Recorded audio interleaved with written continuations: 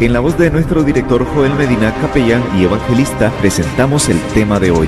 Bienaventurado el que lee y los que oyen las palabras de esta profecía y guardan las cosas en ella escritas, porque el tiempo está cerca. He aquí, vengo pronto. Bienaventurado el que guarda las palabras de la profecía de este libro.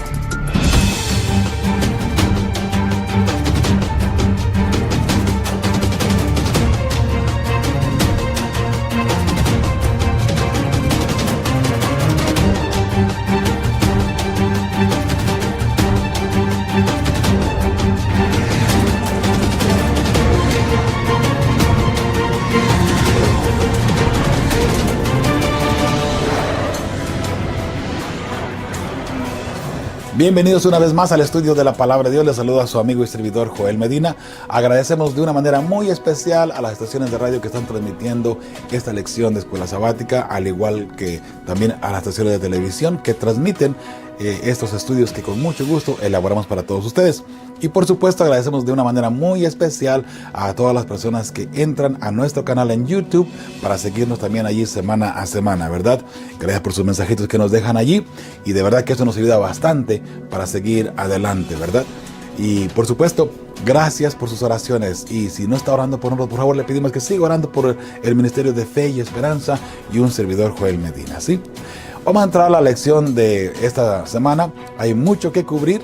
Es muy importante lo que esta semana vamos a estudiar, así es que vamos a entrar de una buena vez, ¿le parece? El título de la lección de esta semana lleva por nombre Los mensajes de Jesús a las 7 iglesias. Es la lección número 3 y por supuesto estudiando el libro de Apocalipsis. Vamos a entrar al versículo de memoria que se encuentra en esta ocasión en Apocalipsis 3:21 y por supuesto antes de dar lectura a este versículo de la palabra de Dios me gustaría implorar la presencia del Espíritu Santo. Si le es posible, por favor, incline su rostro y acompáñeme a orar. Padre Santo, gracias te damos por la oportunidad que nos das de venir ante ti y de una manera muy humilde, Señor, pedirte que abras nuestro entendimiento, que podamos entender, Señor, el mensaje que tú tienes para cada una de tus iglesias en todo el mundo, Señor. Cualquier iglesia que proclame tu nombre, cualquier iglesia que quiera seguirte de todo corazón.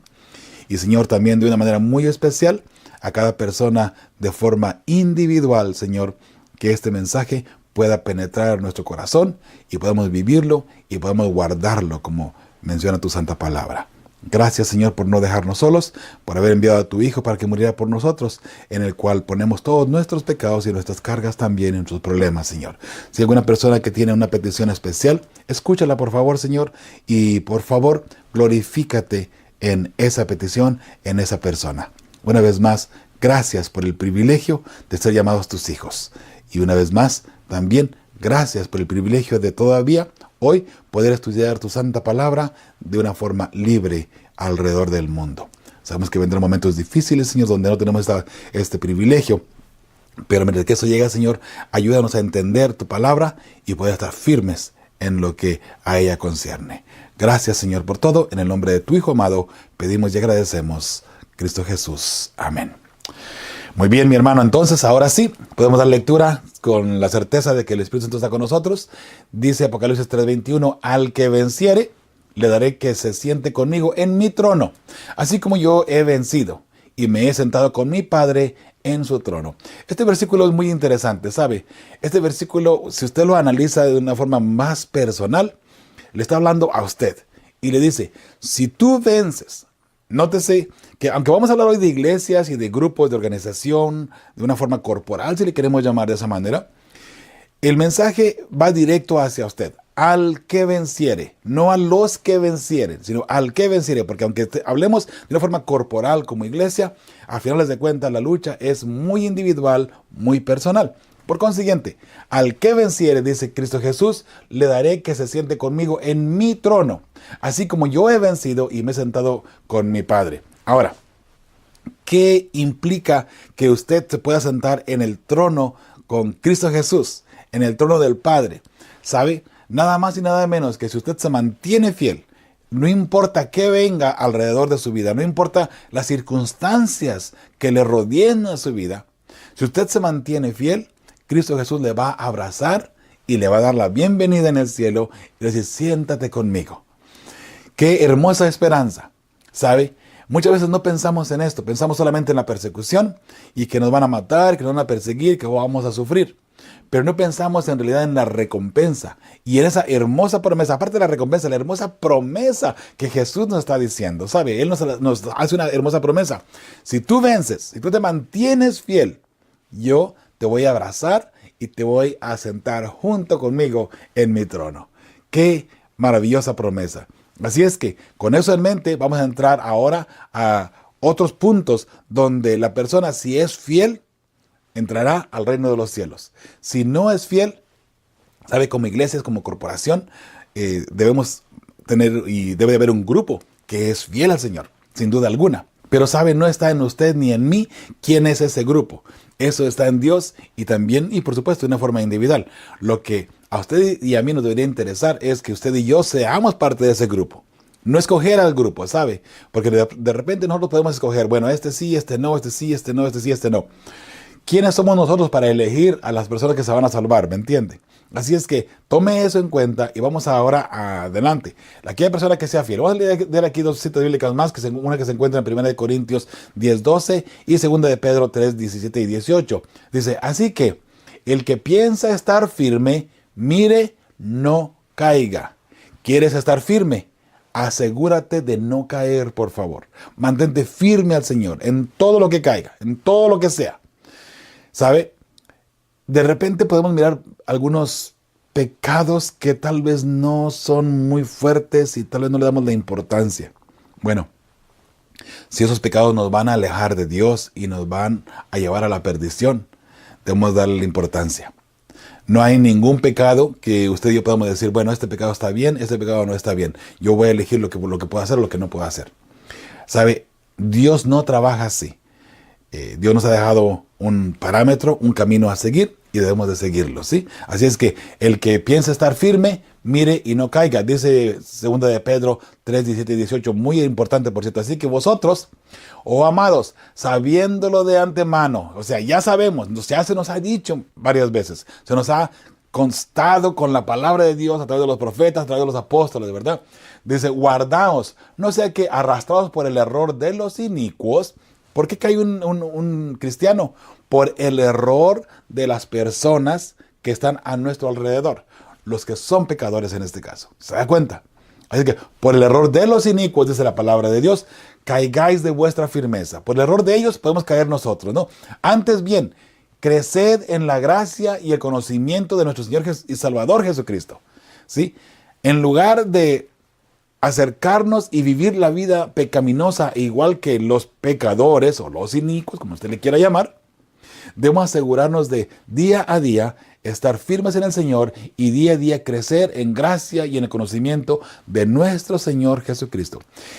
El conocimiento no nos va a salvar, pero sin duda alguna el conocimiento nos va a ayudar a discernir por dónde vamos, el camino que estamos siguiendo y también dónde estamos parados hoy. Por eso es muy importante que entendamos que las profecías son sumamente importantes. Y por supuesto, todo lo que es desde Génesis hasta Apocalipsis, hay mensajes para usted y para mí. ¿Sabe? Estaba en una lección, bueno, en una escuela sabática, mejor dicho, en Colorado el sábado antepasado. Y mire qué interesante, porque una persona que estaba allí me comentó en la lección, esto de Apocalipsis es muy difícil, yo no lo entiendo. En realidad se me hace como que no es importante para mí. Y yo no le doy importancia, yo prefiero mejor estudiar lo que yo sí entiendo y lo que yo creo que es conveniente para mí.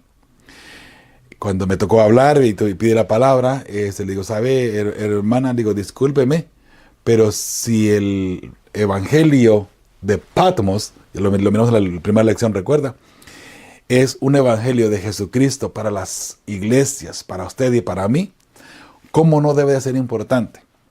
Toda palabra, todo texto, cualquier cosa que tenga que ver con Apocalipsis, que venga de Apocalipsis, que venga de la palabra de Dios, es palabra de Dios. Y tiene un mensaje para usted y para mí. Recuerde que el centro de Apocalipsis en todo el momento será Cristo Jesús. La semana pasada hablábamos de los 7 candeleros, ¿se acuerda? Jesús estaba en medio de ellos. Ahora, vamos a hablar un poquito sobre las iglesias. Igual, Jesús dice, yo conozco tus obras. ¿Se da cuenta? Así es que es muy importante que si Jesús conoce lo que nosotros estamos haciendo, lo que estamos viviendo, entendamos lo que Jesús quiere decirnos en Apocalipsis. Y vienen algunos textos difíciles más adelante, algunas interpretaciones difíciles más adelante, pero con el favor de Dios y la ayuda del Espíritu Santo vamos a ir aclarando cada una de ellas, ¿sí? Y por supuesto, si usted tiene alguna idea, alguna sugerencia, háganosla llegar por favor a través de nuestro correo electrónico en info@feyesperanza.org. Cualquier sugerencia, cualquier idea, cualquier comentario, háganos llegar allí. Tiene algún comentario negativo también, mándenlo ahí por correo electrónico. No lo ponga en YouTube, por favor, ¿no? Háganos ese favor, nos respétenos y nosotros le respetemos a usted con mucho, mucho, mucho cariño en el amor de Cristo Jesús, ¿sí? Pero, mis hermanos, necesitamos ir creciendo en el conocimiento. Y el conocimiento está desde Génesis hasta Apocalipsis en lo que a las Escrituras se refieren, que recuerde que en las Escrituras nos dan el testimonio de Jesucristo. La palabra de Dios desde Génesis hasta Apocalipsis es el testimonio de Jesús. ¿Okay? Ahí están en sí las profecías. Ahí está lo que se ha escrito para usted y para mí, para que usted y yo podamos entender lo que es el camino hacia la salvación que es Cristo Jesús. Usted y yo debemos ser fieles. ¿Pero fieles en qué? Encontramos en la palabra de Dios precisamente en qué debemos ser fieles. ¿Se da cuenta? Es muy importante esa parte también, ¿ok? Así es que recordemos, necesitamos asegurarnos que nosotros somos fieles al Señor y que vamos creciendo diariamente en el conocimiento de la palabra de Dios. Ahora recuerde algo, ¿cómo vamos a crecer? Estudiando y orando, mi hermano. Si usted estudia solamente y no ora, no está permitiendo que el Espíritu Santo le vaya ayudando a entender la palabra de Dios. ¿Se da cuenta? Si usted ora nada más, pero no estudia, entonces ahí hay un problema. Hay cosas ahí que usted no está aprendiendo de la palabra de Dios que le están mencionando a usted o le están dictando o guiando, mejor dicho, cómo seguir, sí, en la vida en este caso, ¿sí? Por consiguiente, mi hermano y mi hermana, le pido por favor, ¿quiere ser fiel al Señor? Vamos adelante, siendo fieles y en todo el sentido de la palabra a lo que se refiere, en este caso, la palabra de Dios, ¿sí? Mandato de Cristo Jesús, de paso, ¿ok?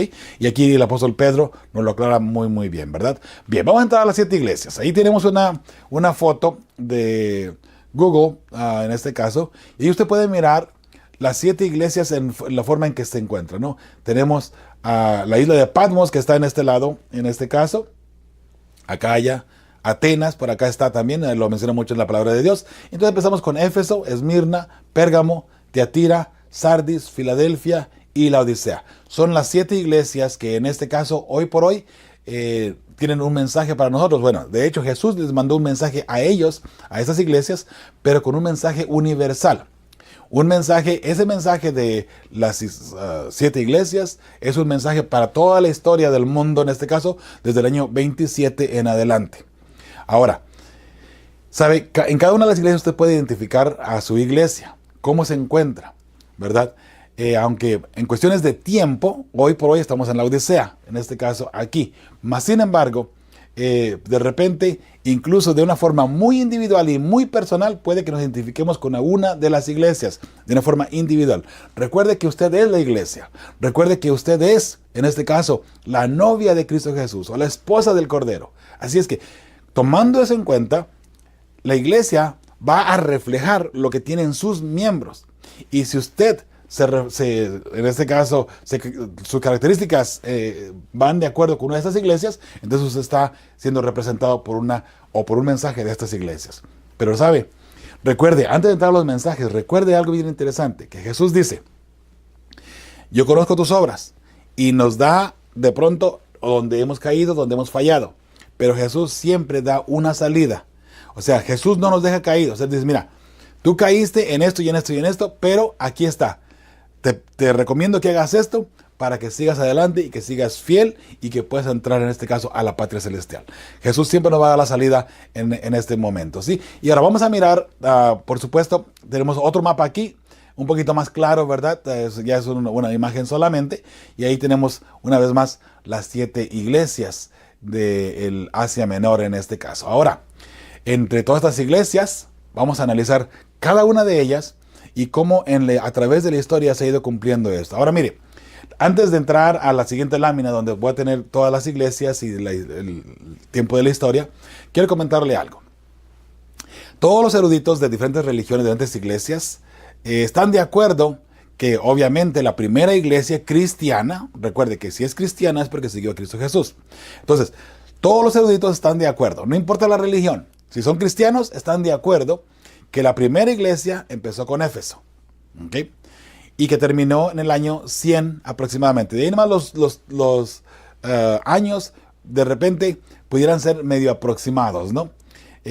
Para muchos de ellos, por cierto, ¿no? En la Iglesia Adventista creemos, de acuerdo a las circunstancias que iban rodeando cada una de las iglesias, que ahí se cumplieron apropiadamente, ¿no? Sin embargo, la mayoría de los eruditos van de acuerdo con cada una de las iglesias, de Éfeso, del año 27 al año 100, de Esmirna del año 100 al 313, y la de Pérgamo del 313 al 538, si no mal recuerdo, y te lo vamos a mirar más adelantito, y así sucesivamente. Y todo va bien, no hay ningún problema, incluso hasta llegar hasta Sardis. Todos estamos de acuerdo, ¿sabe? Entre todos los eruditos, entre todas las personas que han estudiado la historia y todo lo demás, y la religión, no hay ningún problema. El problema comienza a surgir cuando entramos a la iglesia número 6 y por supuesto a la Odisea. Allí comienzan los números a irse por diestra y siniestra. ¿A qué se debe todo esto? Yo le digo cuál es el problema. El problema es que la mayoría de las personas no está guiándose a través de la historia por medio de las profecías y por supuesto por medio del santuario. Si desconectamos ciertos aspectos de las profecías de las iglesias, en este caso de la historia, porque recuerden que estamos hablando de historia, y también del santuario, nos vamos a perder completamente. Y, ¿sabe? Esto lo he mencionado anteriormente cuando estamos dando una campaña en una predicación. ¿Sabe? Si las personas interpretaran correctamente las profecías, interpretaran correctamente el santuario y todos sus símbolos y sus cumplimientos, automáticamente entrarían a ser parte del pueblo de Dios, y me refiero a la iglesia adventista. Solamente hay que analizar de una forma muy cuidadosa, y por supuesto, aunque en las profecías y en el santuario muchas personas también tratan de sacarle la vuelta a ciertos aspectos, ¿sabe? Vuelvo a repetir, si interpretamos correctamente el santuario y también las profecías, automáticamente caeríamos a estas mismas fechas que vamos a dar a continuación. Y de hecho, aquí están. Éfeso, empezamos desde Éfeso hasta la Odisea, ¿sí? Y esas las encontramos en Apocalipsis 2, versículo 1 hasta el versículo 22 del capítulo 3. En realidad son los dos capítulos completitos. Éfeso empieza en el año 27 al año 100 y es la iglesia apostólica, la iglesia que fundaron los apóstoles, ¿no? Por supuesto, por el mandato de Cristo Jesús. Recuerde que el año para empezar puede variar de repente. Unos ponen el año 30, unos el año 31, otros en este caso el año 27. Yo mencioné muy al principio, o no sé si fue la semana pasada, que en realidad si Jesús empezó su ministerio el año 27 cuando se bautizó, inmediatamente comenzó a ser seguidores y a ser cristianos, ¿no? Así que medio por lógica podríamos decir que empezó en el año 27. Y como dijo anteriormente también, no altera de ninguna manera el mensaje si empezó en el año 27 o en el año 30 o en el año 31, ¿no? Lo importante es que empezó y que Jesús dejó fundada su iglesia y en este caso el cuerpo corporal, ¿verdad? De lo que es la iglesia en este caso, ¿sí? Entonces, Éfeso es la iglesia apostólica, entonces de ahí sigue Esmirna, que fue del año 100 al año 313. Esta es la iglesia que se le conoce por la iglesia perseguida. Y de hecho, ¿sabe? Vamos a mirar en una lámina más adelantito lo que significa cada una de las palabras, en este caso de las lecciones. ¿Ok? Perdón, de las lecciones, perdón, de los nombres de las iglesias. En Pérgamo empieza el año 313 hasta el año 538. ¿Por qué el año 538? Recuerde que el año 538 empezó, en este caso, el cuerno pequeño a gobernar. Recuerde, las profecías son muy importantes, por eso vuelvo a repetir, si desligamos o desconectamos las iglesias de las profecías, igual nos vamos a perder. Mantenga un orden allí en la profecía de las iglesias y usted va a dar cuenta que es mucho más fácil de interpretarlas en este caso, ¿sí? Y vamos a mirar de paso cada una de las iglesias y su mensaje, ¿verdad? Por cómo es que eso llegaba o llegó a tener sentido dentro del sistema profético y también del santuario. Entonces, Tiatira, 538 a 1517. En Pérgamo, de hecho, fue conocida como la iglesia que se unió al Estado, en este caso. Tiatira es la iglesia de la era obscura. Mas, sin embargo, en el año 1517 empieza la reforma, recuerda, ¿verdad?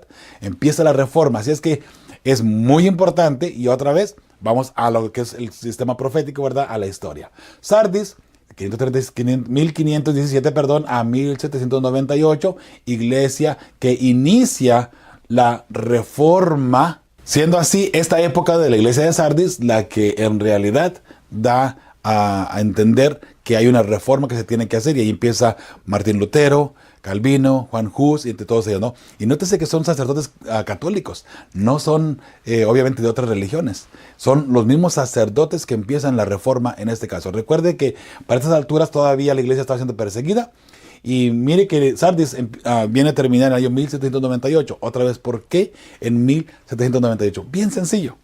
Porque allí se da la herida mortal a una vez, y que vamos a mirar más adelantito precisamente en estas lecciones. ¿Se da cuenta? Así es que qué interesante saber, ¿no? Que la Biblia toda está compaginada de una manera tan espectacular, y por supuesto ahí podemos mirar la mano de Dios en todo esto, ¿verdad?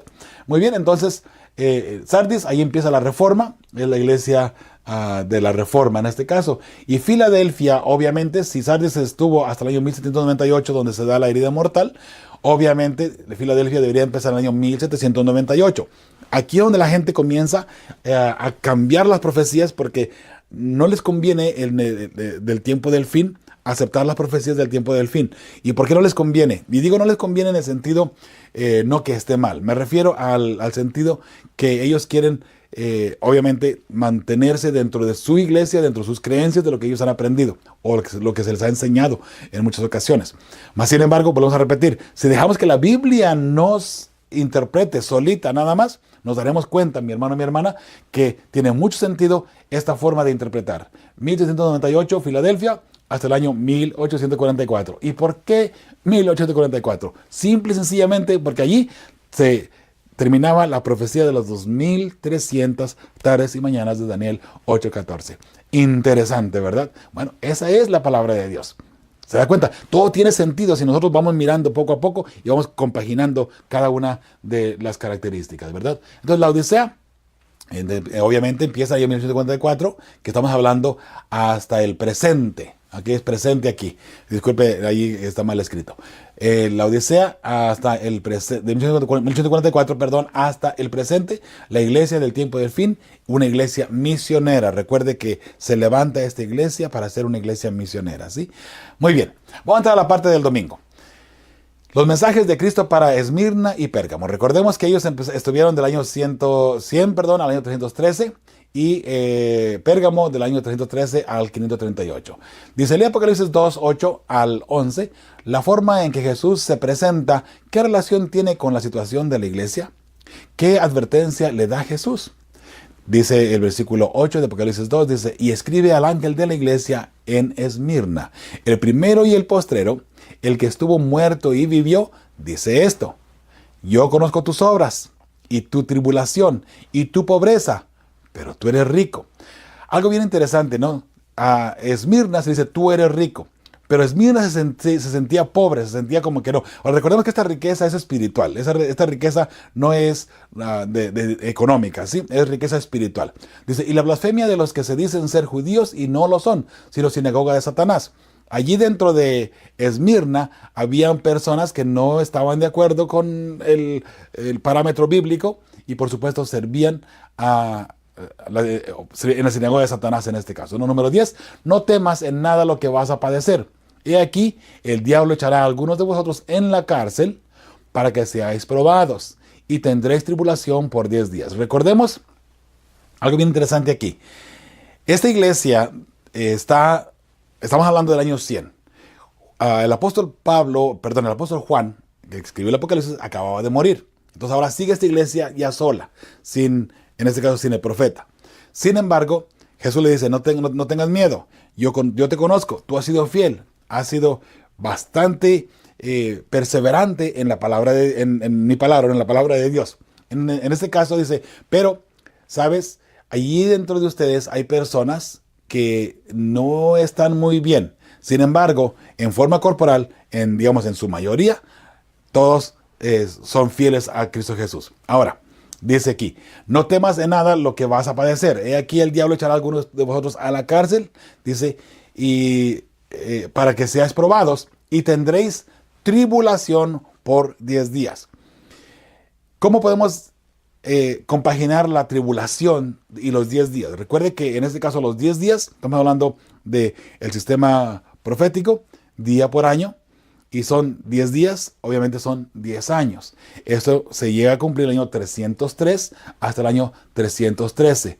En 303 estaban, en este caso, los emperadores romanos y Constantino específicamente persiguiendo a la iglesia. Recuerda que Constantino se bautiza en el año 312, en el año 313 termina la persecución. ¿Okay? Sin embargo, mi hermano, mi hermana, qué hermoso saber que la palabra de Dios nos estaba diciendo todo esto. Ahora, fíjese algo muy interesante. A la iglesia de Esmirna se le dice, vas a padecer 10 días de persecución masiva. Y solamente queda la historia y darnos cuenta de lo que sucedió en esa fecha, ¿no? En ese tiempo. No tenemos tiempo para entregar en todo eso, hermano, que el tiempo se nos está yendo ya de las manos, por cierto. Así es que solamente tenga confianza en un servidor y quiero que sepa que si usted va a la historia y analiza todo lo que sucedió allí, se va a dar cuenta de todo lo que pasó, ¿sí? Número 11. El que tiene oído, oiga lo que el Espíritu dice a las iglesias. El que venciere no sufrirá daño de la segunda muerte. Qué hermoso saber que si nosotros vencemos, la segunda muerte no tiene autoridad ni potestad sobre nosotros. ¿Verdad? Es que la respuesta de un servidor, la iglesia estaba muerta y vivió. No hay ninguna advertencia, solo la recomendación que permanezca fiel, en este caso, a Esmirna. No se le advierte de nada, excepto cuando se le da la exhortación, ¿verdad?, de que van a sufrir, de que van a ser perseguidos, pero mantente fiel nada más, no hay ningún problema, mantente fiel y todo estará bien, ¿sí? Bien, seguimos adelante, aquí tenemos la historia, y les comentaba, ¿no? Aquí está lo que significa cada una de las iglesias. Éfeso es permitido, Esmirna significa mirra, Pérgamo es altura. Qué cosa tan interesante, porque ahora vamos a mirar a continuación a Pérgamo. Y déjeme le digo por qué digo qué cosa, ¿no? Porque en Pérgamo la iglesia cae, se siente tan autoeficiente que precisamente eso es lo que le hace que caiga, ¿no? Tiatira, ciudad de la hija. Ah, muy interesante, ¿no? Iglesia de la edad oscura. Qué interesante porque también ciudad de la hija. Vamos a mirar más adelantito una comparación de la iglesia católica con Jezabel precisamente, ¿no? Sardis significa el sol y Filadelfia, amor fraternal. Recuerde que fue la iglesia misionera en este caso, ¿no? La que surge de la Reforma. Una iglesia que ahora se ha levantado con el verdadero amor de Cristo Jesús. Y entonces tenemos a la Odisea, que significa juicio. Para aquellas personas que no creen que estamos en el juicio investigador, para aquellas personas que no quieren entender o que le sacan la vuelta al juicio, esta iglesia de la Odisea significa precisamente a juicio o pueblo que está siendo juzgado en este caso, ¿sí? Es interesante, ¿no? Que muchas de las veces pensamos que podemos irnos por otro lado sin darnos cuenta que la palabra de Dios nos dice, no, un momento, tú debes estar aquí. Hay un juicio. La Odisea significa juicio. Por consiguiente, cuando entra la Odisea, 1844, empieza el juicio investigador. Otra vez, conectando el santuario y conectando las profecías también, ¿sí? Santuario y profecía, recuerde, todo junto y todo unido siempre, ¿no? Entramos a la parte seguimos en la parte del domingo, mejor dicho. Dice la segunda pregunta que aparece allí, lee Apocalipsis 2:12 al 15. ¿Cómo se presenta Jesús a esta iglesia? ¿Cuál fue el diagnóstico que hizo de su condición espiritual? Estamos hablando ahora de Pérgamo. Y escribe al ángel de la iglesia en Pérgamo, el que tiene la espada aguda de 2 filos, dice esto: yo conozco tus obras y donde moras, donde está el trono de Satanás. Recuerde que a estas alturas ya Satanás, o bien la iglesia se había corrompido a un nivel bastante fuerte, y ahora ya Jesús le dice, tú allí, contigo, es el trono de Satanás. Tú has permitido que mis hijos, que eran fieles en un momento dado, se corrompieron. Digo, pero retienes mi nombre, pero te sigues llamando cristiano. Dese cuenta algo interesante. La iglesia se corrompe, pero sigue llamando cristiana. ¿Qué iglesia se corrompió y se siguió llamando cristiana, que hasta el día de hoy dice todavía que es la iglesia que fundó Jesucristo? Pero dese cuenta, aquí dice, te corrompiste, ahí está el trono de Satanás. Sin embargo, sigues manteniendo mi nombre. ¿Se da cuenta? Las profecías. y las iglesias, todo junto y todo unido, ¿no? Pero retienes mi nombre y no has negado mi fe. Bueno, se dice ser cristiano todavía, ¿no? Ni aún en los días en que Antipas, mi testigo fue fiel, fue muerto entre vosotros, donde mora Satanás. ¿Te das cuenta? Allí mismo. Pero tengo unas pocas cosas contra ti, que tienes ahí a los que retienen la doctrina de Balaam. ¿Te das cuenta? Se corrompieron. Que enseñaba a Balac a poner tropiezo ante los hijos de Israel, a comer de cosas sacrificadas a los ídolos y a cometer fornicación. Y también tienes tienes allí, en este caso dentro de la iglesia, a los que retienen la doctrina de los nicolaitas, la que yo aborrezco. La doctrina que Dios aborrece es la idolatría, es obviamente el sistema pagano, ¿verdad? Muy bien. Dice la respuesta del servidor, el que tiene la respuesta de dos filos. Así se presenta Cristo Jesús. Y en este caso dice, ¿cuál fue el diagnóstico que hizo de su condición espiritual? A pesar de la persecución, no han negado mi fe. Y por supuesto, aunque estuvo allí y abrazó la doctrina pagana, ¿verdad? Pero entre ellos estaban los que practicaban las doctrinas paganas de Balaam, perdón, no de Balac, okay, no de Balac, pero sí de los nicolaitas, ¿ok? Muy interesante, ¿verdad? Muy bien. Entonces, nos damos cuenta que de esta iglesia se corrompe, pero sigue adelante todavía, manteniendo el nombre de Cristo Jesús. Ah, qué interesante, porque ahora podemos entender mejor ciertas profecías, ¿verdad? Sigamos adelante. Al pie de la página ahí del domingo, dice, ¿qué significa no negar mi fe? Dice Apocalipsis 2:13, dice, ver además también Apocalipsis 14:12, de qué manera el hecho de rehusarnos a negar nuestra fe nos ayuda a resistir la advertencia y a ser fieles, o fiel o fieles hasta la muerte. Esa es una respuesta muy personal que usted debe dar, ¿no? Aquí está la paciencia de los santos, los que guardan los mandamientos de Dios y la fe de Jesús. Recuerde que la fe de Jesús es la doctrina de Cristo Jesús. ¿Okay? Aquí en Apocalipsis 14:12 está hablando de la doctrina de Cristo Jesús. ¿Okay? Muy bien, entonces, vamos a la parte del lunes. Porque vuelvo a repetir, el tiempo nos está ganando, ¿no? El mensaje de Cristo para Tiatira. La pregunta dice, lee Apocalipsis 2:18 al 29. ¿Cómo se presenta Jesús a esta gente?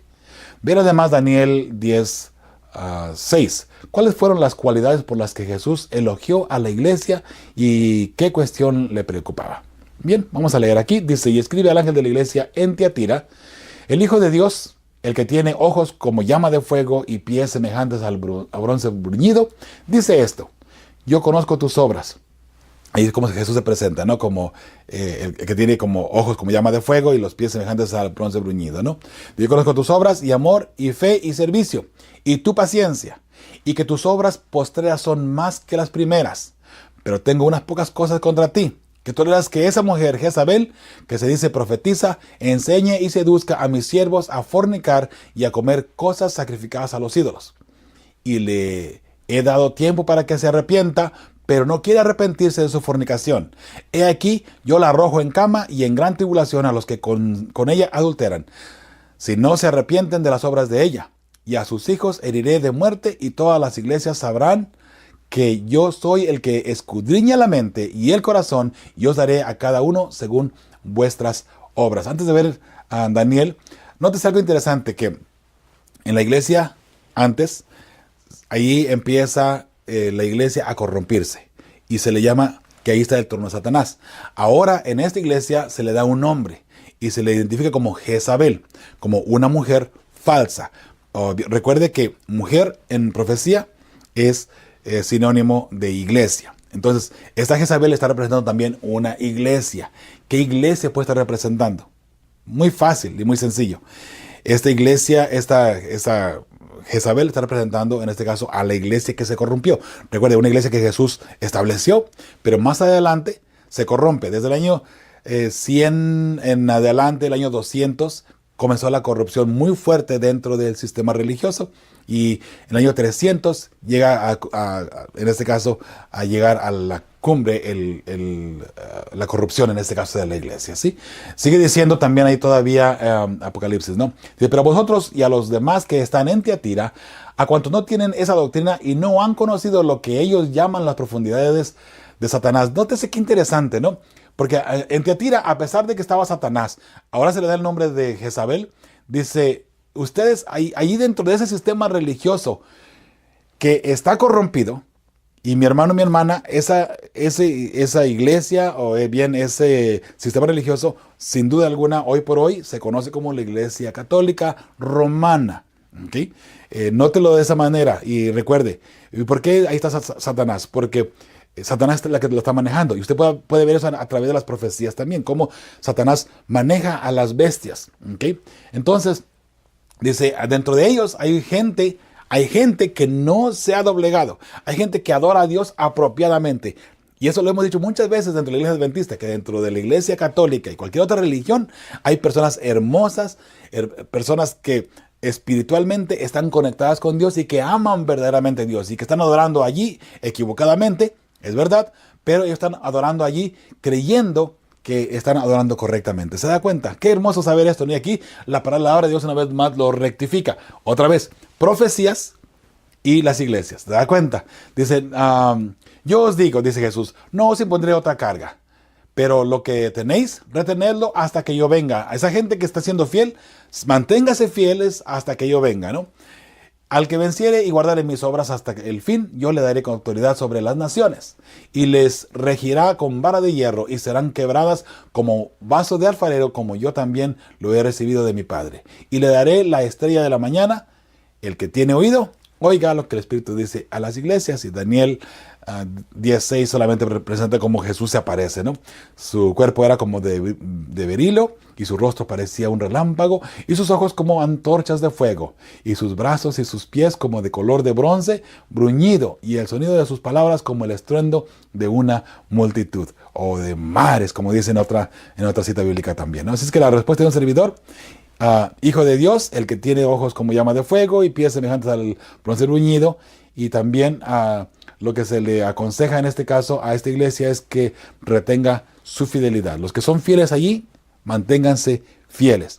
Claro, en un momento tendrán que salir, porque ahora entraríamos, aquí podríamos irnos automáticamente a Apocalipsis 14:6 en adelante, ¿verdad? El mensaje de los tres ángeles, ¿sí? Bien, sigamos adelante y ahora sí vamos a ver aquí la comparación entre Jezabel y la iglesia católica, ¿sí? Jezabel, recuerde que es un cumplimiento literal. Eso lo vamos a encontrar allí en Primera de Reyes 16:29 al capítulo 22 y también versículo 29, por casualidad 29, ¿no? Pero ahí vamos a mirar a Jezabel cómo era lo que conocemos en la historia, y ahora también cómo se aplica en una forma simbólica o espiritual dentro del sistema religioso que se ha corrompido, ¿sí? Veamos lo que está de Jezabel. Dice, era hija de un pagano. Jezabel era hija de un pagano. Número 2, era una reina. Número 3, fue famosa por su vanidad. Fue idólatra. Y número 5, instigaba a su esposo, el rey, para ir contra los hijos de Dios. Qué interesante, ¿no? Número 6, perseguía a los profetas de Dios y les daba muerte. Esto es Jezabel, lo que acabamos de leer para esta iglesia. Recuerde, dice, ustedes mantienen ahí a Jezabel. Obviamente Jezabel no estaba allí en forma personal, ni tampoco literal. Está hablando de Cristo Jesús de forma simbólica, que lo que Jezabel hacía antes en la vida real, en forma literal, cuando ella existió, es lo mismo que se está viviendo ahora dentro de esta iglesia o ese sistema religioso que se ha corrompido. Está actuando exactamente igual que Jezabel. Y si no, vamos a mirarlo de esta manera. Mire, dice, ahora hablando de la iglesia católica, surge del paganismo. Jezabel era hija de un pagano, recuerde.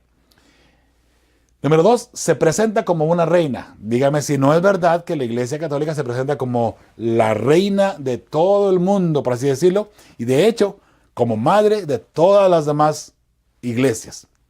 Y el Apocalipsis 17 la identifica como madre de las rameras, pero obviamente la iglesia católica no va a identificarse como madre de las rameras, obviamente, ¿verdad? Si no se presenta como una reina, no, yo estoy bien, no hay ningún problema conmigo. Yo soy aquí la reina y la que juzgo y la que domino y la que hago todo, ¿no?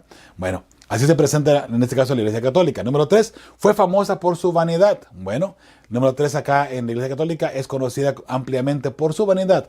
Y vaya que solamente hay que mirar cómo vive la iglesia católica y cómo se llevan a cabo todas sus formas de adorar y de adoración, ¿no? Número 4, hace honor a la idolatría.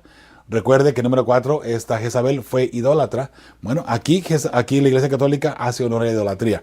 Aunque las personas quieren decir que no.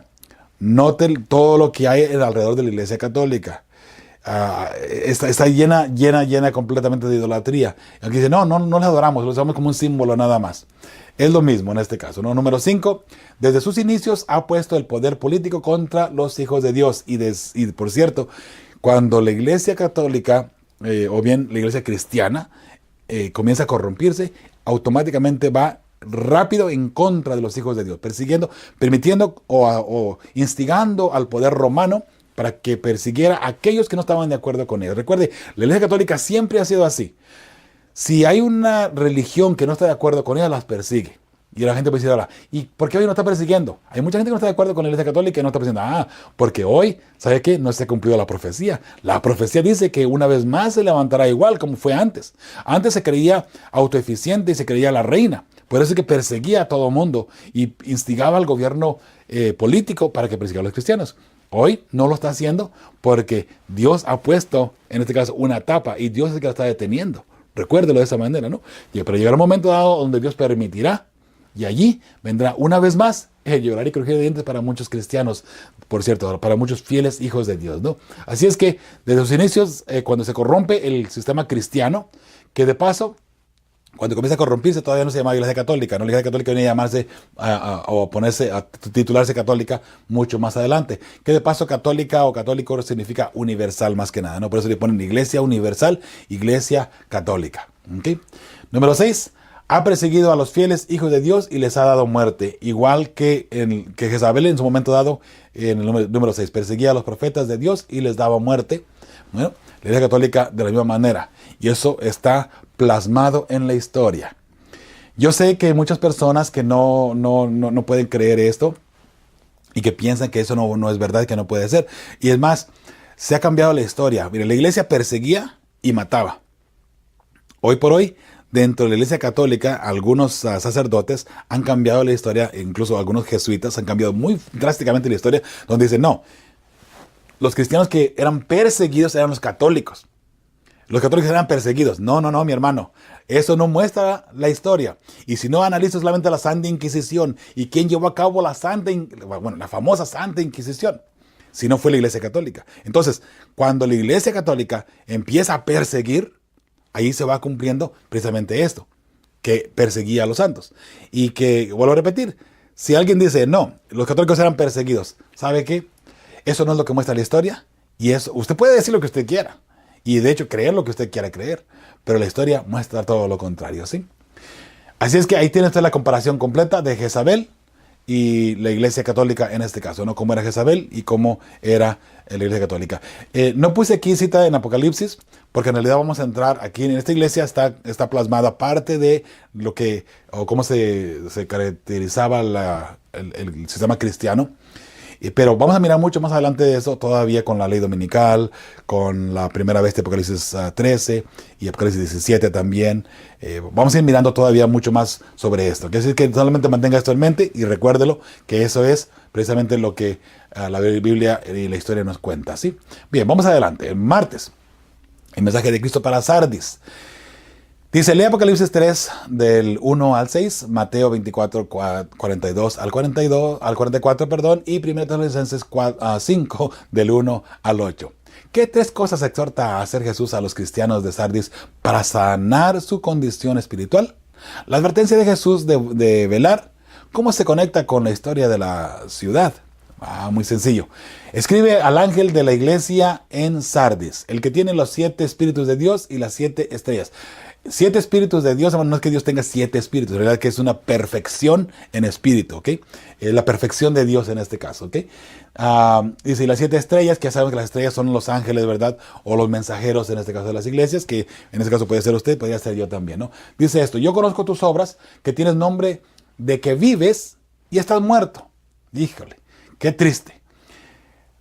Tú dices que estás vivo, pero en realidad estás muerto. Sé vigilante y afirma las otras cosas que están para morir, porque no he hallado tus obras perfectas delante de Dios. Qué triste condición. Acuérdate, pues, de lo que has recibido y oído, y guárdalo, y arrepiéntete. ¿Te das cuenta? Dios, Jesús siempre nos da la salida. Estás mal, pero puedes arrepentirte todavía. Pues si no velas, vendré sobre ti como ladrón, y no sabrás a qué hora vendré. Qué interesante. Vendré a ti como ladrón. ¿Será que es la venida de Cristo Jesús? No. Estamos hablando del cierre de tiempo de gracia, ¿ok? Pero tienes unas pocas personas en Sardis que no han manchado sus vestidos. ¿Se da cuenta? En todas las iglesias había gente linda dentro de la iglesia que se mantenían fieles al Señor. Por eso es que Dios las considera y en este caso les da la oportunidad, ¿verdad?, para que la gente que no está bien dentro de ese sistema religioso, de esa iglesia, se una a las personas que están bien dentro de esa iglesia, ¿sí?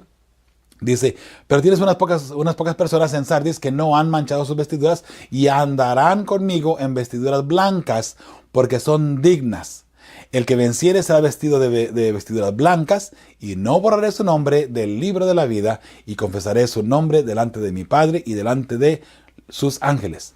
El que tiene oído, oiga lo que el Espíritu dice a las iglesias. Qué hermoso saber que Jesús nos promete unas vestiduras blancas.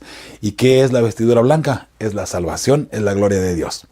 Si usted es salvo, ya no hay pecado en usted, entonces la gloria de Dios puede de una forma muy cómoda estar en usted, en su vida. Y esa es la ropa blanca que Jesús nos promete, ¿sí? Muy bien, entonces seguimos adelante. Dice Mateo 24, 42 a 44, dice, velad pues, porque no sabéis a qué hora ha de venir vuestro Señor. Pero sabed esto, que si el padre de familia supiese a qué hora el ladrón habría de venir, velaría y no dejaría minar su casa. Por tanto, también vosotros estad preparados, porque el Hijo del Hombre vendrá a la hora que no pensáis. ¿Se puede aplicar a la venida de Cristo Jesús? Podríamos aplicarlo, pero recuerde que viene como ladrón. Entonces, cuando el ladrón llega, el ladrón, ahí no termina todo, ahí no termina la historia. Todavía falta la parte cuando la persona se despierta y se da cuenta que su casa ha sido saqueada, ¿no? Lo mismo que Cristo Jesús. Estamos hablando aquí otra vez de el tiempo del fin de gracia. Y, hemos aclarado este punto anteriormente, ¿no? Si Dios es gracia, la gracia de Dios no puede terminar. Recuerde que por gracia somos salvos. Entonces, cuando la Biblia dice que terminará la gracia, la palabra de Dios está refiriéndose a que terminará el tiempo de salvación, donde de ahí en adelante ya nadie más puede ser salvo, ¿sí? Así es que eso analicémoslo de esa manera, por favor, ¿sí? Sigue la otra cita bíblica, 1 Tesalonicenses 5, 1 al 8. Pero acerca de los tiempos y de las ocasiones, no tenéis necesidad, hermanos, de que yo os escriba. O sea, ya se había hablado bastante sobre el tiempo del fin, ¿verdad? Porque vosotros sabéis perfectamente que el día del Señor vendrá así como ladrón en la noche. Que cuando digan paz y seguridad, entonces vendrá sobre ellos su destrucción repentina, como los dolores a la mujer encinta. Bueno, y no escapará, ¿no? Ahora dice, bueno, espérense, si Jesús viene como ladrón en la noche y va a venir destrucción repentina, mi hermano, mi hermana, cuando se decida el tiempo, o cuando termine el tiempo de gracia, ahí se va a decidir en realidad el caso de todo ser humano. Muertos y vivos. Ahí terminó el caso para todo ser humano. Así es que, de ahí en adelante, ya qué importa si uno está, vamos a ponerle, vivo físicamente, pero ya espiritualmente uno está muerto. Ya no hay esperanza en lo más mínimo, ¿sí? Así es que ahí está la destrucción de igual manera, ¿no? La destrucción no es que vaya a venir y ahí rápido, en ese mismo instante, vas a destruir a la persona necesariamente, ¿no? Hablando del fin del tiempo de gracia, ¿no? Número 4, más vosotros, hermanos, no estáis en tinieblas para que aquel día os sorprenda como ladrón. Porque todos vosotros sois hijos de luz e hijos del día. No somos de la noche ni de las tinieblas. Por tanto, no durmamos como los demás, sino velemos y seamos sobrios. Pues los que duermen, de noche duermen, y los que se embriagan, de noche se embriagan. Número 8, pero nosotros, que somos del día, seamos sobrios, habiéndonos vestido de la coraza de fe y de amor, y con esperanza de salvación como yelmo. Qué hermoso saber esto, ¿verdad?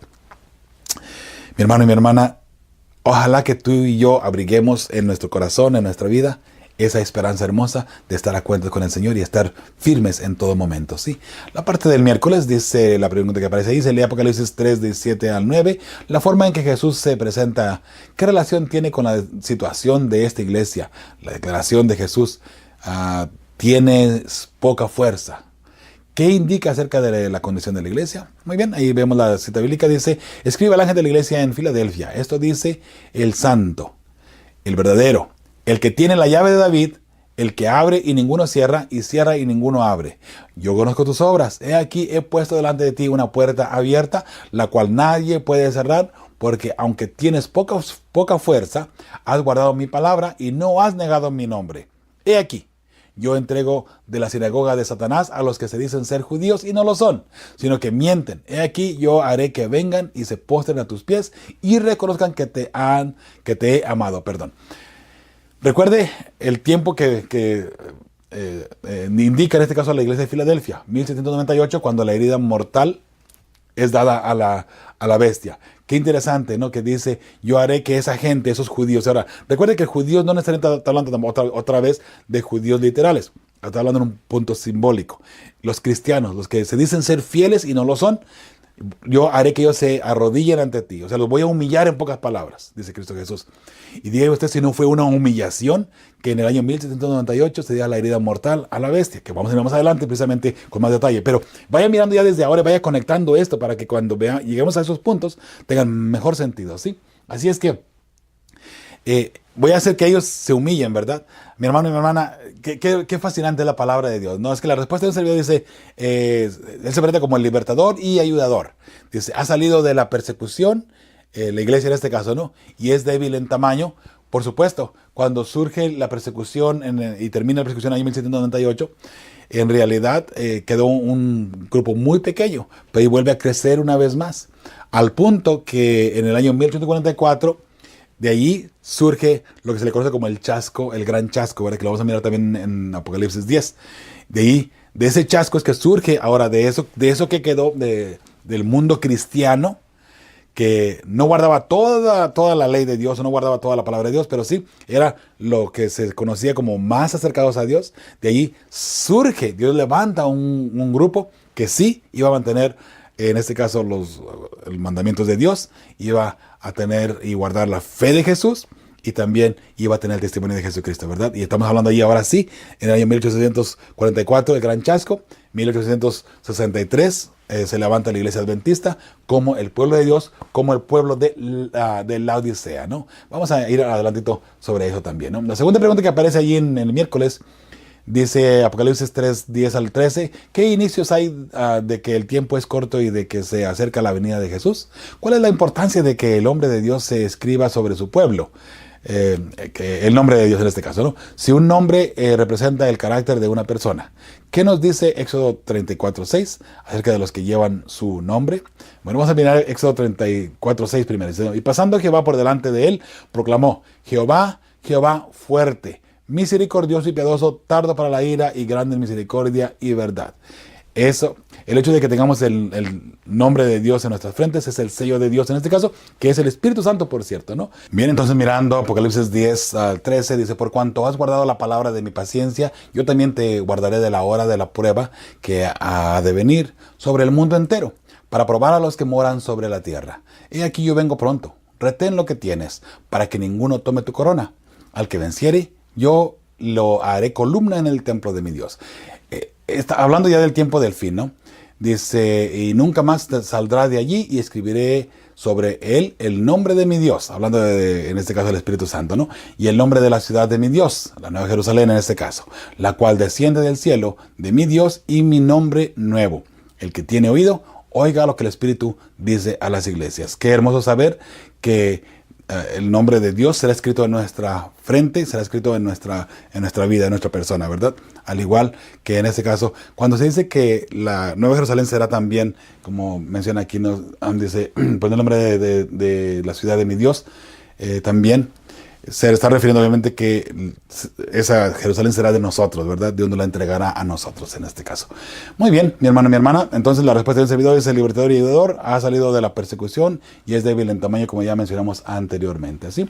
El jueves, ya para ir terminando, lee Apocalipsis 3, 14 al 17 y Oseas 12:8. ¿Cuánto dominaba a los cristianos de la Odisea el espíritu autosuficiente de la ciudad? De hecho, el nombre de este día es los cristianos de la Odisea. Dice el número 14 de Apocalipsis 3. Dice, y escribe al ángel de la iglesia en la Odisea. He aquí el amén, el testigo fiel y verdadero, el principio de la creación de Dios dice esto. Yo conozco tus obras, que ni eres frío ni caliente. Ojalá fueses frío o caliente. Pero por cuanto eres tibio y no frío ni caliente, te vomitaré de mi boca. Porque tú dices, yo soy rico y me he enriquecido y de ninguna cosa tengo necesidad. Y no sabes que tú eres un desventurado, miserable, pobre, ciego y desnudo. Qué triste. ¿Sabe? En Oseas 12:8 dice, Efraín dijo, ciertamente he enriquecido, he hallado riquezas para mí, nadie hallará iniquidad en mí, mi pecado en todos mis trabajos. Mi pecado, perdón, en todos mis trabajos. Si usted analiza ahí en Oseas y lee un poquito más el contexto de Oseas 12, se da cuenta que en este caso Efraín, al sentirse en esa vanagloria, tan orgulloso, ¿no? Miren, yo soy fiel, yo soy perfecto y nadie puede decirme que yo estoy mal. Nadie puede decirme que yo estoy mal. Usted puede mirar más adelante en el capítulo 13, donde se destruye completamente a Efraín, precisamente por su iniquidad y por su pecado. Creo que el orgullo, mis hermanos, es lo que ha matado a mucha gente, hablando espiritualmente, obviamente, ¿no? Qué triste que el orgullo sea lo que nos separe o nos aleje de Dios. Ten mucho cuidado, mi hermano y mi hermana. Tengamos mucho cuidado, ¿no? También el mensaje es para mí. Muy bien, así es que la respuesta del servidor es mucho, obviamente, ¿verdad? Muy bien, al pie de la página ahí del jueves dice, lee Apocalipsis 13, 18 al 22. ¿Qué consejo les da Jesús a los laodicenses? ¿Qué simboliza el oro, la ropa blanca, el colirio? Luego también dice ver 1 de Pedro 1:7, Isaías 61:10, Efesios 1:17 y 18. ¿Qué nos dice este consejo a nosotros que como adventistas del séptimo día nos consideramos la iglesia de la Odisea? ¿Lo consideramos la iglesia de la Odisea? ¿Sabe? Si mucha gente, si no se considera la iglesia de la Odisea, ¿no? Hoy por hoy, y yo pienso que todo el sistema cristiano, el mundo cristiano debería de considerarse como la iglesia de la Odisea en este caso, ¿no? Porque es la iglesia del tiempo del fin y Jesús está a punto de venir. A menos que la gente interprete equivocadamente las fechas y le esté dando que la Odisea viene más adelante, entonces ahí cambia el asunto, ¿no? Pero hoy por hoy, de acuerdo al sistema profético, al sistema del santuario, nos damos cuenta que la iglesia de la Odisea se está cumpliendo hoy por hoy, ¿verdad? Así es que la palabra de Dios dice en Apocalipsis 3, 18 al 22, dice, por tanto, yo te aconsejo que de mí compres oro refinado en fuego. ¿Qué significa el oro? Esa es la fe, en este caso, ¿sí? Para que sea rico. Y vestiduras blancas, que significa en este caso la salvación. Dice que y no se descubra la vergüenza de tu desnudez. Y unge tus ojos con colirio. El colirio es la sabiduría, el Espíritu Santo, ¿no? Recuerda que la sabiduría viene solamente de parte de Dios, solamente a través del Espíritu Santo. Así es que el colirio significa el Espíritu Santo. Para que veas, perdón. Número 19. Yo reprendo y castigo a todos los que amo. Sé pues celoso y arrepiéntete. He aquí yo estoy a la puerta y llamo. Si alguno oye mi voz y abre la puerta, entraré a él y cenaré con él y él conmigo. Al que venciere, le daré que se siente conmigo en mi trono, así como yo he vencido y me he sentado con mi Padre en su trono. El que tiene oído, oiga lo que el Espíritu dice a las iglesias. Muy interesante. Las otras citas que encontramos o que vamos a mirar a continuación son las que están aquí en 1 de Pedro, por ejemplo, 1:7 dice, para que es sometida a prueba vuestra fe, mucho más preciosa que el oro. Se da cuenta, la fe representa o el oro representa la fe, mejor dicho, el cual, aunque perecedero, se prueba con fuego, sea hallada en alabanza, gloria y honra cuando sea manifestado Jesucristo. Isaías 61:10, en gran manera me gozaré en Jehová, mi alma se alegrará en mi Dios, porque me vistió con vestiduras de salvación. En este caso es lo que significan precisamente las vestiduras, ¿verdad? O la ropa blanca, por así decirlo, ¿no?